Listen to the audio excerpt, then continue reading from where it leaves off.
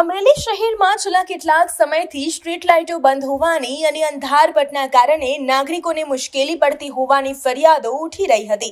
આ સમસ્યાને ગંભીરતાથી લઈને નગરપાલિકાના મહિલા પ્રમુખ વૈશાલીબેન સંદીપભાઈ માંગરોડિયાએ એક અનોખી પહેલ કરી હતી। તેઓએ કચેરીમાં બેસી રહેવાના બદલે રાત્રિના સમયે શહેરના વિવિધ વિસ્તારોમાં રૂબરૂ જઈને સરપ્રાઇઝ ચેકિંગ હાથ ધર્યું હતું અને ગ્રાઉન્ડ ઝીરો પર પરિસ્થિતિનો તાગ મેળવ્યો હતો। અંધારાને કારણે વાહન ચાલકો અને રાહદારીઓને પડતી હાલાકી નજરે જોયા બાદ તેમને સ્થળ પરથી જ સંબંધિત અધિકારીઓને તાકીદે બંધ સ્ટ્રીટ લાઇટો શરૂ કરવા કડક સૂચનાઓ આપી હતી। આ રાત્રિ નિરીક્ષણ દરમિયાન તેમની સાથે ઉપપ્રમુખ વિરલભાઈ પોપટ પણ જોડાયા હતા।